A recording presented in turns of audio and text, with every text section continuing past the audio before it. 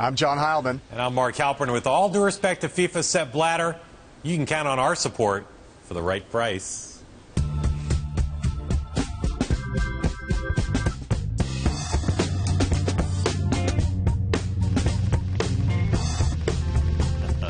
On the show tonight, the Music Man, Bernie Sanders, faces some music, and the Ed Gillespie musical. But first, the latest news about the now indicted former House Speaker, Dennis Hastert of Illinois.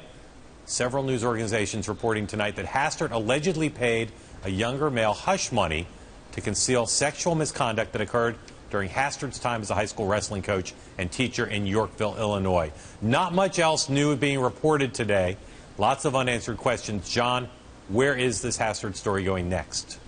Well, I think it's rapidly going towards a place where we're going to know everything that actually occurred. We know a little bit from the indictment. We know something about the timing. It's important to note that the thing that Dennis Hastert is accused of here only took place after he left office. He wasn't engaging in the hush money activities while he was Speaker of the House, but obviously the activity goes back many years before that, and we're going to find out everything that we wanted to know or didn't want to know about this in the coming days. I can tell you that a lot of people in Washington are talking about the tragedy and the human tragedy involving Hastert and this other person, but it's the what did people know and when did they know it that's going to get a lot of attention in Washington regarding Hastert's time in the speakership.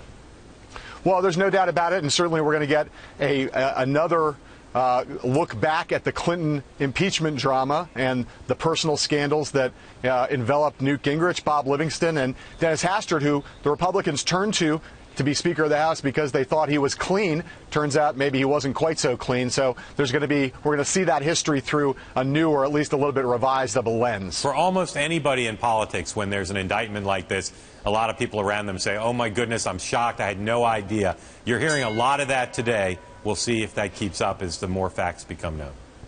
All right.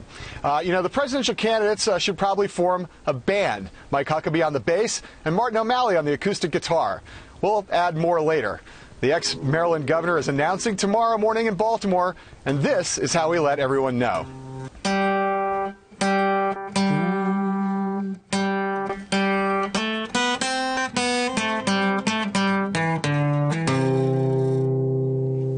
I give that performance a B for style and an A for substance. Mark, does Martin O'Malley have a chance of supplanting Bernie Sanders as the predominant Clinton alternative in the Democratic race? I think he does. He's still not very well known. The problem he's got is Sanders has outflanked him on three important scores. Sanders has turned out to be kind of the hip and cool candidate, which O'Malley thought he'd be. He's turned out to be the one most aggressively going after Hillary Clinton, which the Clinton alternative has to do. And he's turned out to be the liberals' liberal inheriting the Elizabeth Warren mantle. So O'Malley's got his work cut out for him. Well, we're going to have our scouting report, our joint scouting report coming out tomorrow on Martin O'Malley, and I know we both agree about this. He's a guy who has positioned himself a little bit to the left of Hillary Clinton, but not far enough to the left to really capture the heart of the far left of the party. And he needs an economic platform, I think, that is more distinct from Hillary Clinton and as distinctive as Bernie Sanders' platform, or else he's not going to have a chance of picking up the kind of insurgent votes or the progressive votes on the far left. Here's the thing about Martin O'Malley, who I've studied and covered for a while. He is super talented. There have been almost no days this year where he's shown how talented he is. There's a reason why Bill Clinton years ago singled him out as someone who could be president someday. He's going to have to start showing that on a pretty regular basis to overtake Sanders. I agree with that. We've heard a little anecdotal evidence that there's some excitement around him in Iowa, and if it's going to happen for him, it's going to happen out there. He's probably a better fit for Iowa than Bernie Sanders is. If he can catch fire there, he could have a chance. Yep. All right, speaking of Bernie Sanders, when he was 30 years old, and I have no idea what that looks like, he wrote an essay called Man and Woman, which opened with graphic references to male and female sexual fantasies, including rape and sexual assault. If you want to read the details, Google it. John, many people on the right and some on the left aren't happy with Sanders' original essay or his explanations about what he wrote.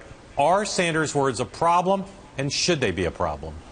Well, I have read the essay now 4 or 5 times, and I'm having a hard time making head nor tails of it. It's not clear. His office says it's satire. It's possible that it is satire, but that doesn't mean it's not a real story. There is no statute of limitations in presidential politics, as our colleague Melinda Henneberger wrote on our website, BloombergPolitics.com. So I think it's a legitimate story. He should talk about it. Bernie Sanders, not his office, not in a statement, not a glib dismissal. He's got to address this and explain what he was thinking and what he meant when he wrote these things. Yeah, look, Melinda's piece is excellent. I also recommend it to folks. But this is something that if he's going to play in the big leagues, he's going to have to deal with. And I suspect that if he does show strength, you're going to see a lot more stories, perhaps generated by what we like to call rival campaigns of stuff from his past. But this is this essay has generated a lot of discussion here in the office, here in our office today. And I think in politics sometimes you've got to just answer questions. And as you said, he needs to address this himself and say what he was thinking, what he thinks about the things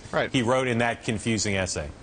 Right. I know we both agree about this, which is that if a Republican, any Republican candidate wrote an essay like this, whether they were 16 years old and high on dope or whether it was 2 weeks ago, it would be a huge scandal. So I think we need to hold Bernie Sanders to the same standard, and people need to ask him tough questions about it. And like I said, he needs to address it. There may be, again, it's a confusing essay, and there may be some plausible explanation for what he was trying to do here as satire, but he's going to have to make that argument himself. What if Bill Clinton had written that essay? Segue to the next topic. Very good segue. Thank you for that. The Gray Lady, the great Gray Lady, reports today that the Clinton Foundation sent an invoice for $500,000 to a charity that had given Bill Clinton a Lifetime Achievement Award at a fundraiser.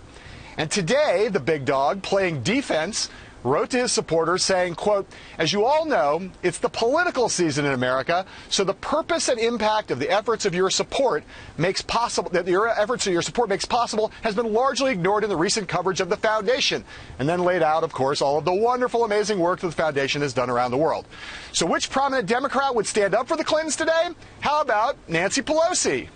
The Clintons will have to answer for the foundation, but I would imagine that President Clinton's participation in that event increased the take, and the money spent at the foundation is for a very good cause as well. So it was sort of everyone benefited from it. But no question, it raises questions that they'll have to answer. Ouch. With friends like that, who needs enemies? Mark, which of these 3 developments from today in Clinton world are the most ominous for Hillary and Bill Clinton? Well, look, you recall in 2008, Nancy Pelosi was often not the most supportive of Democrats for Hillary Clinton. I think it's a tie, the New York Times story and the Nancy Pelosi thing, because in both cases, you've got people speaking out, being critical of the Clintons or not coming to their defense and not helping them in a way that is ominous, because if people aren't afraid to say what they think and what they know about the Clintons' past practices, they're going to have a very tough time emerging as a general election campaign in a strong position. I think it's unequivocally the third story. There's no doubt in my mind. Look, everyone now kind of looks at the Clinton Foundation. I think, although the thing with the charity is sort of shocking in its way and its kind of garishness, the fact of Nancy Pelosi not being more robust in her defense of the Clintons, if she's a canary in the coal mine and other Democrats end up where she is, not defending them, they have a real problem on their hands. There are foundation supporters who say privately what Nancy Pelosi said today publicly and more. All right. Yep. Coming up this weekend on tomorrow night, 6 p.m. Eastern Time, our new Iowa poll with our partners at the Des Moines Register. You'll see who's leading the leaderboard on the Republican side and who has the biggest potent challenge currently to Hillary Clinton in the Hawkeye State. Again, 6 p.m. tomorrow night. Check it out. Refresh on BloombergPolitics.com. Coming up, Ed Gillespie's triumphant return to the big old electronic public square right after this.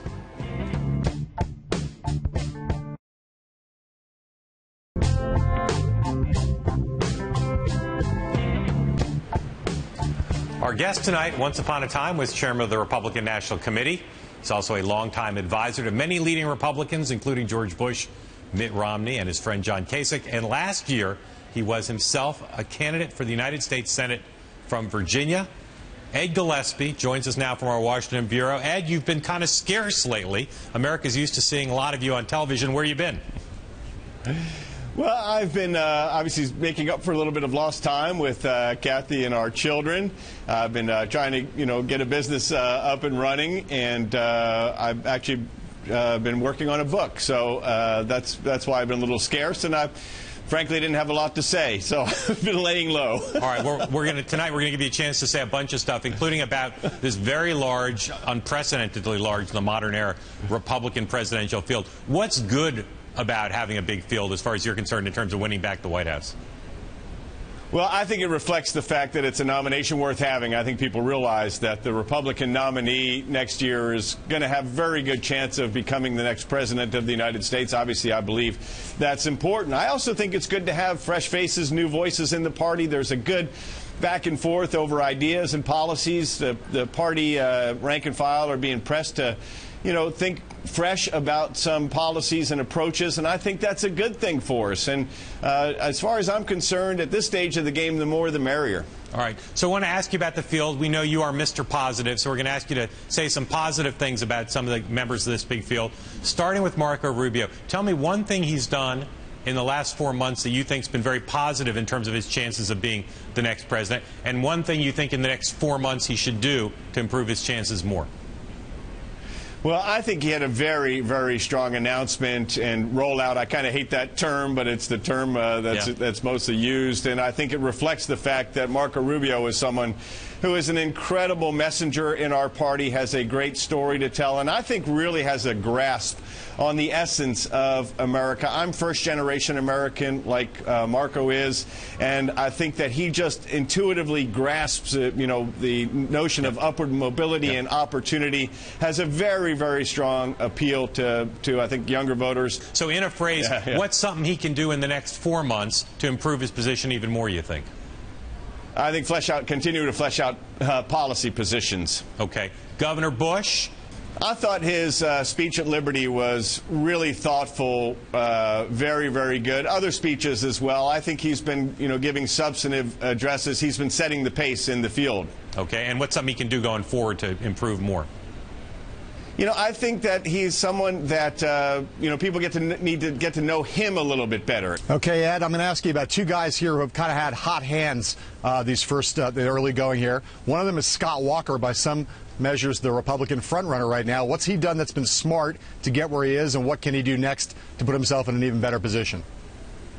I think he's done a very good job of adding to his executive credentials and his state record, clearly demonstrating a grasp of federal policy.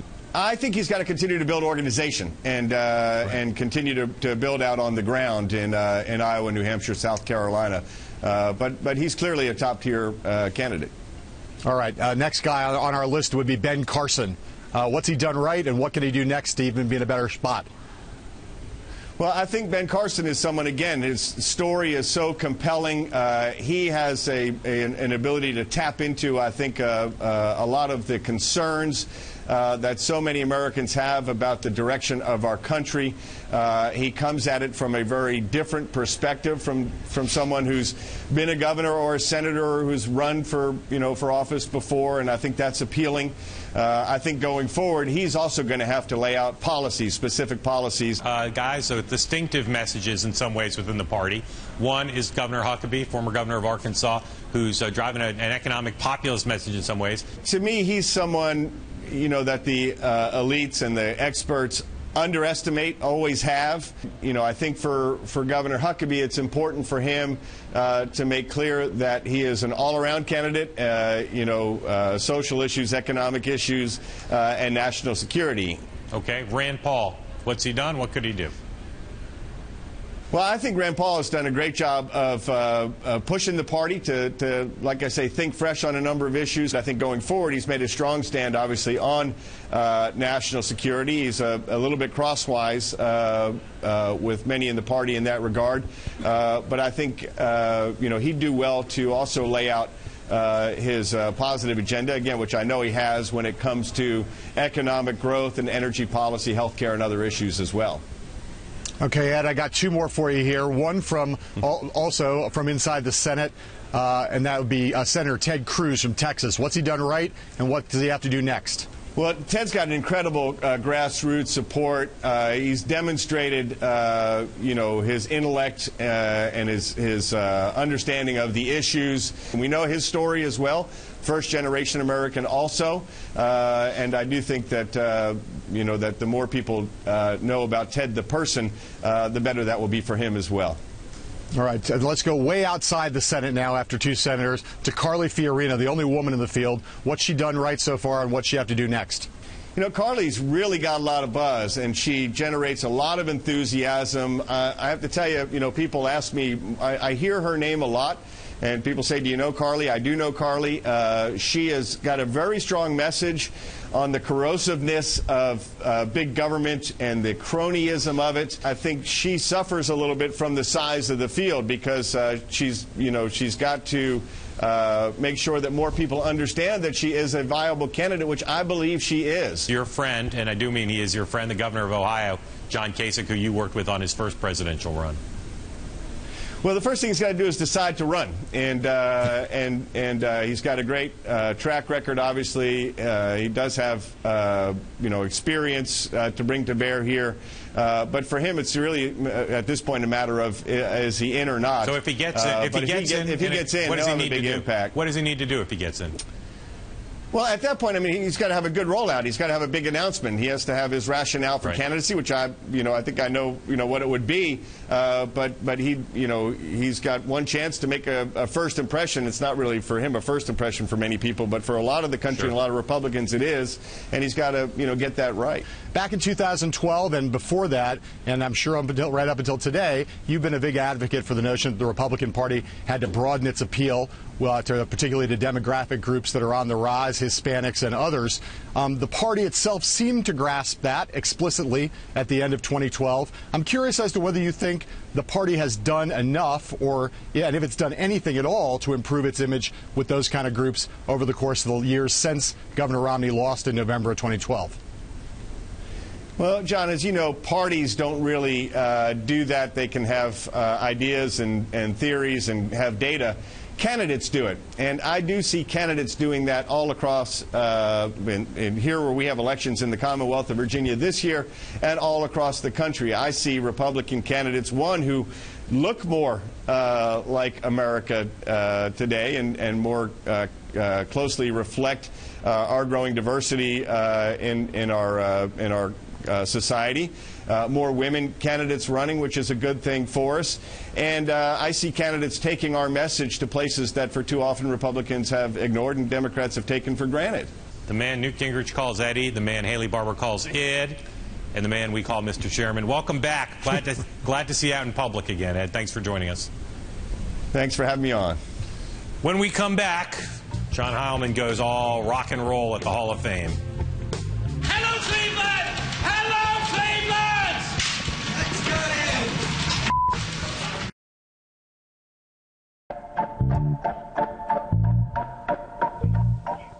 Today, as we showed you earlier, Martin O'Malley released a video in which he picks out a familiar tune on his guitar. It's charming, but Van Halen, he is not. On the other hand, recently our man Dan Prisgoda and I took a trip out to Cleveland, home of the Rock and Roll Hall of Fame, and watched as they put together their annual and annually amazing induction ceremony, the TV version of which debuts tomorrow at 8 p.m. Eastern on HBO. Lots of incredible artists on that stage, and also some of the musical artifacts that make the Hall of Fame a temple of wonder.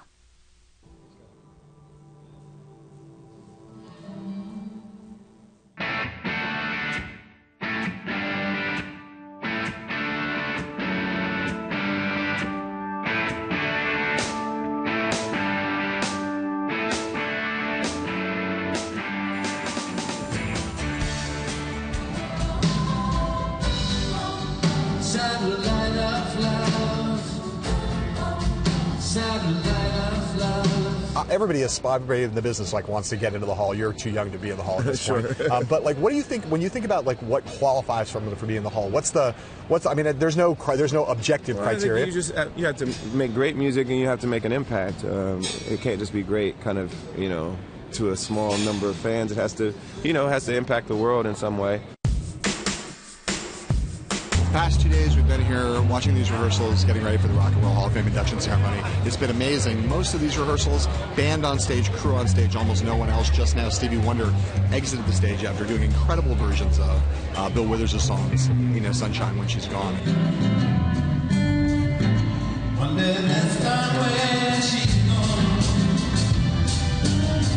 Fabulous. But this moment here unfolding behind me, a different kind of moment.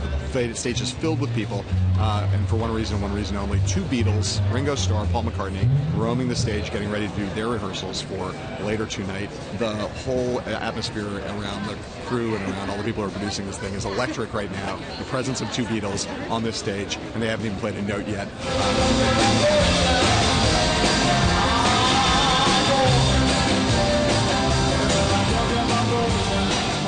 Is truly the art form of our generation. So what we do as a foundation is support the museum here in Cleveland. Right. We produce the annual induction ceremony, we oversee the whole nomination process, we raise money and oversee and help them in everything they do. The archival work those guys have done, the scale of it, it's titanic, and it's just amazing the stuff that's there.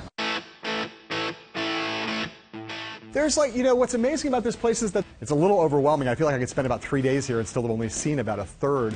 Green Day, the youngest band, the newest, most contemporary band of this set of inductees. Well, Billie Joe Armstrong, voice of a generation, political.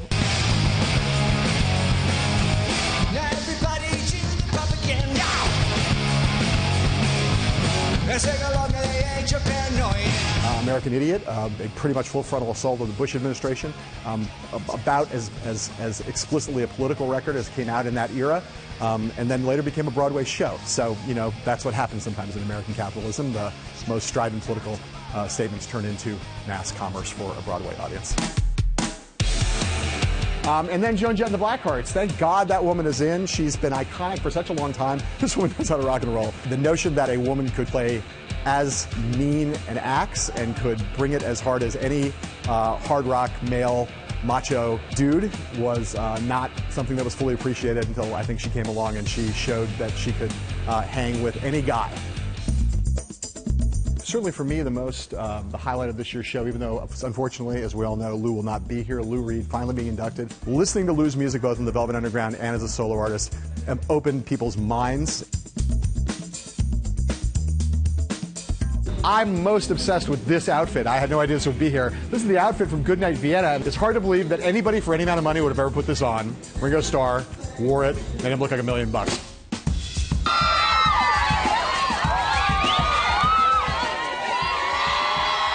here on the red carpet. It's finally showtime. It's about to start in just a few minutes. Members of Green Day just passing behind me. 2 days of rehearsals. Finally, it is time for the show.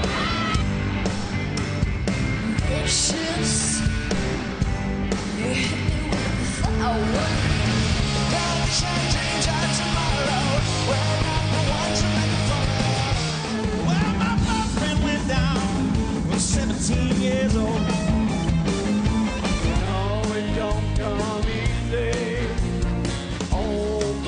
Your heart would come together. I just might have a problem that you'll understand.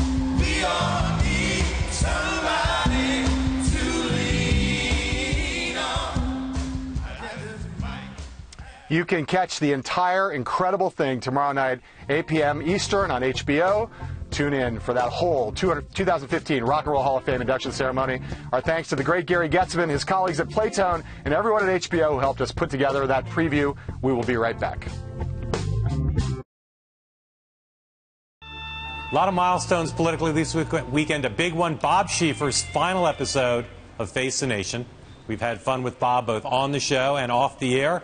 Last month, we spent a lot of time with him with the White House Correspondents' Dinner. He's been an incredible journalistic legend and colleague. Tomorrow at 10 a.m. Eastern Time, you can head to BloombergPolitics.com for the big Martin O'Malley announcement streaming live there. We're on twice a day always at 5 and at 8. Until tomorrow, and to Bob Schieffer, sayonara.